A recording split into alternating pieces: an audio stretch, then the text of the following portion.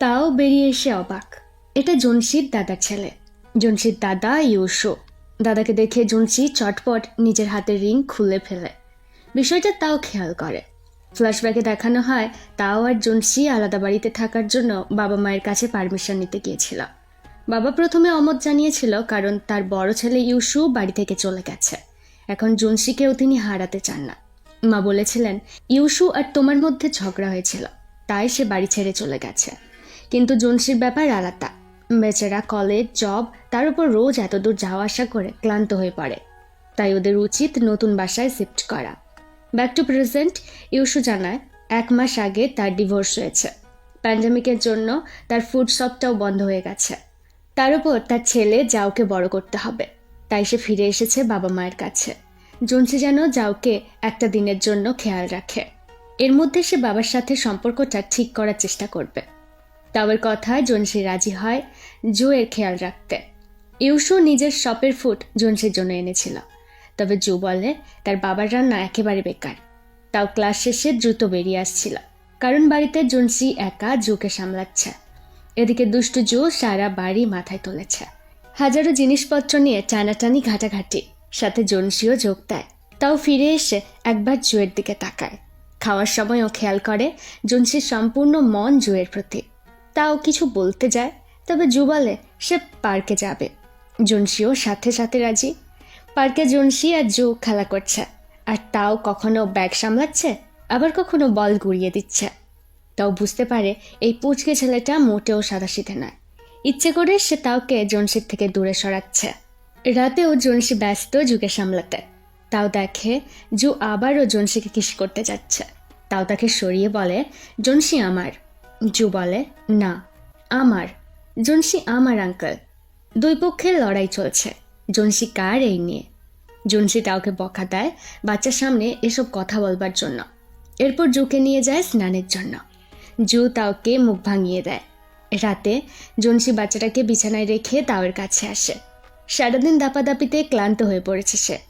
অল্পেই তার চোখ লেগে আসে। তাও বলে আজ সারাদিন আমার দিকে খেয়াল করনি তুমি। জুনসির ঘুম ভেঙে যায় আর তাওয়ের সাথে রুমে চলে যায়। পরদিন সকালে জু ঘুম ভেঙে দেখে আঙ্কেল তো তাওকে জড়িয়ে কুম্ভকর্ণের মতো নাক ডাকছে। জুয়ের ডাকাডাকিতে জুনসির ঘুম ভাঙে। এর মধ্যে দাদার কল আসে, সে আসছে জুকে নিয়ে যেতে। তাও তো বেজায় খুশি এটা শুনে। বাবার হাতে কেলানি খেয়ে বেচারা বাবাকে পচিয়ে ফেলেছে। এখন থেকে ছেলেকে নিয়ে ইউসু বাবা মায়ের সাথেই থাকবে। জু বলে জানো, কাল সারা রাত আমাকে একলা ঘুমোতে হয়েছে, আর এরা দুইজন একে অপরকে জড়িয়ে দিব্যি ঘুমোচ্ছিল। ইউসু অবাক হয় আর বলে তোমার উচিত হয়নি জুকে একলা ছেড়ে দেওয়া। আচ্ছা, এমন নয় তো তোমাদের মধ্যে ওসব চলছে? তাও বলে তেমন কিছু নয়, আমরা শুধুমাত্র বন্ধু। ইউসু আর জু ফিরে যায়। জুনসির ভয় হচ্ছিল এটা ভেবে যে ইউসু হয়তো বুঝে ফেলেছে তাদের রিলেশনের ব্যাপারটা।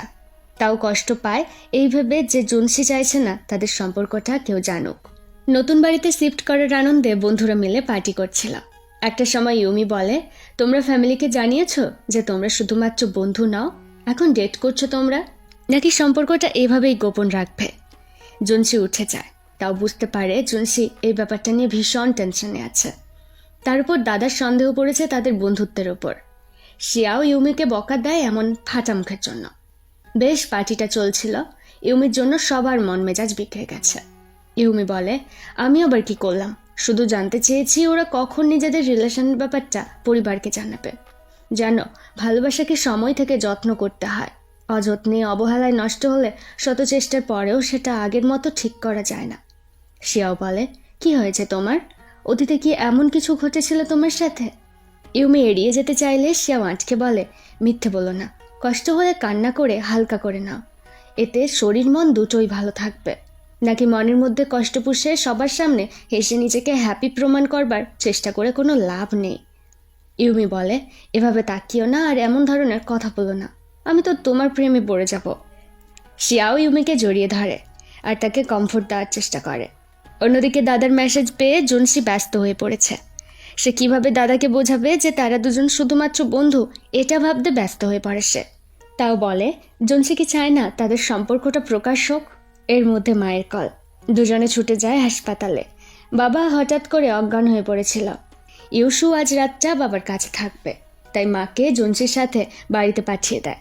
বাইরে এসে তাও বলে, চলো আমরা ব্রেকআপ করে নিই, তাহলে বাবা মা দাদার থেকে কোনো প্রেশার আসবে না তোমার ওপর, পরিবারের মানুষজনদের থেকে দূরে যাওয়ার ভয় থাকবে না তোমার। জুনসি অবাক হয়ে বলে, এসব কি বলছো তুমি? বোধহয় তোমার মাথা খারাপ হয়ে গেছে। তাই এসব কথা এখন ছাড়ো, পরে ঠান্ডা মাথায় আলোচনা করা যাবে। এর মধ্যে মা এলে জুনসি বাড়ি ফিরে যায়। একদিকে তাও, অন্যদিকে জুনসি, দুজনেই দুজনকে মিস করছিল। প্রতিদিন জুনসি অফিসে ওভারটাইম কাজ করে নিজেকে ডিস্ট্রাক্ট রাখার চেষ্টা করে। শিয়াও বলে, তুমি সারাদিন ল্যাপটপের দিকে তাকিয়ে বসে আছো, এমন চলতে থাকলে দেখবে তাও এই ল্যাপটপটার প্রতিও জেলাস ফিল করবে। এর মধ্যে ইউমি কল এলে শিয়াও বেরিয়ে যায়। মন খারাপ করে জুনসি নিজের বাড়িতে ফিরে যায়। তবে গেটের মুখেই দেখা হয় তাওয়ের সাথে। ব্রেকআপ করার জন্য তাও ক্ষমা চায়, সে চায় না জুনসির থেকে দূরে যেতে। জুনসিও খুশি হয়। এমন সময় তাদের চোখ পড়ে মায়ের ওপর। ওদের সম্পর্কের ব্যাপারটা জেনে মা রাগ করে জুনসির ওপর। এমন একটা দুঃস্বপ্ন দেখে জুনসির ঘুম ভাঙে। মায়ের চিন্তা হয় ছেলেকে নিয়ে। দাদা এখনও বাবার সাথে হাসপাতালে। মা বলেন জুনসি যেন জুয়ের সাথে রুমে গিয়ে ঘুমিয়ে পড়ে, সোফাতে ঘুমোলে কষ্ট হবে। এমন সময় তাওয়ের মেসেজ, জুনসি ঠিক মতো বাড়ি পৌঁছেছে কিনা। জুনসি মেসেজ দেখে কিন্তু সিন করে না। ওয়ানসান আর তাও কাজ শেষে নিচে আসে। ওয়ানসান তাওকে কাজের ব্যাপারে পরামর্শ দিচ্ছিল, তবে তাওয়ের নজর ফোনের ওপর। জুনসি তার মেসেজ দেখছে না। ওয়ানসান বলে, আজ সারা দিন ফোনের দিকে তাকিয়ে বসে আছো কেন? বয়ফ্রেন্ড ছেড়ে চলে গেছে বুঝি? তাও অস্বীকার করে। ওয়ানসান তাওকে আটকে বলে, বলেছিলাম আমার সাথে কাজ করা তো সহজ ব্যাপার নয়, তাই মন দাও কাজের প্রতি। বয়ফ্রেন্ডের সাথে ঝগড়া হয়েছে তোমার? ঝগড়া মানেই ব্রেকআপের লক্ষণ কিন্তু। তাও বলে, বললাম তো আমাদের ব্রেকআপ হয়নি, আমরা একেবারে ঠিক আছি। ওয়ানসান ঘটনাটা জানতে চাইলে তাও বলে সে চায় না জুনসিকে তার পরিবারের কাছ থেকে দূরে সরাতে, তাই ঠিক করেছে আমরা ব্রেকআপ করে সবার আগে বন্ধুর মতোই থাকবো। ওয়ানসান বলে, আরে আমার আত্মত্যাগী মহাপুরুষ, লোকে ভাববে তুমি জুনসির ভালোর জন্য তাকে ছাড়ছ, কিন্তু আসল ব্যাপার কি জানো? তোমার নিজের ভয় হচ্ছে হয়তো জুনসি তোমাকে ছেড়ে তার পরিবারকে চুজ করবে, তাই আগে ভাগে নিজেকে গুটিয়ে ফেলছ। বুদ্ধ কোথাকার। তাও রেগে গিয়ে ঘুষি পাকায়। ওয়ানসান সময় মতো তাওয়ের হাত ধরে বলে, রাগ হচ্ছে তাই না? নিজের শব্দ দিয়ে ভালোবাসার মানুষটাকে যত্ন নিতে শেখো। তাও নিজের বাড়িতে ফিরে আসে। জুনসি নেই, সে এখন নিজের বাড়িতে আছে। ছোটবেলার মতো তাও আবারও একা হয়ে পড়ে। সবসময়ের মতো জুনসি তার কাছে নেই যে নিজের হাতটা বাড়িয়ে দেবে, তাকে কমফোর্ট করবে, সবসময় তার পাশে থাকবে। অন্যদিকে ইউসু জুনসিকে সরাসরি প্রশ্ন করে, জুনসি আর তাও কি শুধুই ফ্রেন্ড? এবার জুনসি সত্যিটা স্বীকার করে নেয়। একথা সে লুকোতে চায়নি। আসলে বুঝতে পারছিল না কিভাবে সবাইকে জানাবে, যদি তাদের সম্পর্কটা অন্যদের চোখে অস্বস্তিকর বলে মনে হয়। এই ভেবে সে বিষয়টা গোপন করেছিল। ইউসু বলে, ওকে, একটা প্রশ্ন করছি, সত্যি করে উত্তর দাও, তুমি তাওকে ছাড়তে পারবে? জুনসি বলে, না, সে তাওকে ছাড়া থাকতে পারবে না। মা বাবা চাইলেও সে তাওকে ছাড়তে পারবে না, বাঁচতে পারবে না ওকে ছাড়া। সে তাওকে অনেক ভালোবাসে। পরদিন সকালে দাদার কথা মতো জুনসি ফুল এনার্জি নিয়ে রেডি হয় তাওয়ের সাথে দেখা করার জন্য। জুনসি সোজা দৌড় দেয় রাস্তায়। ভাইয়ের জন্য ইউসু খুশি হয়। এক দৌড়ে জুনসি পৌঁছে যায় সেই পার্কে যেখানে তারা ছোটবেলায় খেলা করত। একদিন এই পার্কে ছোট তাও যখন ভয় পেয়ে একটা গাছের নিচে বসেছিল, তখন জুনসি এগিয়ে গিয়েছিল তাওয়ের দিকে। জুনসি চায় না তাওয়ের সাথে বন্ধু হয়ে থাকতে, সে ব্রেকআপ চায় না। জুনসি বলে সে চায়নি রিলেশনটা সিক্রেট রাখতে। আসলে বুঝতে পারছিল না কিভাবে ওটা বলবে সবাইকে। সে ব্রেকআপ চায় না। তাও কিছু বলতে গেলে জুনসি তাকে থামিয়ে বলে, আমি তোমাকে পছন্দ করি না, ভালোবাসি আমি। তাও জুনসিকে জড়িয়ে ক্ষমা চায়। সে ভেবেছিল জুনসি তাকে খুব বেশি পছন্দ করে না। যদি বাবা মায়ের কথায় জুনসি তাকে ছেড়ে দেয় তাহলে তার অনেক কষ্ট হবে। এজন্য তাও নিজেই দূরে সরে গিয়েছিল।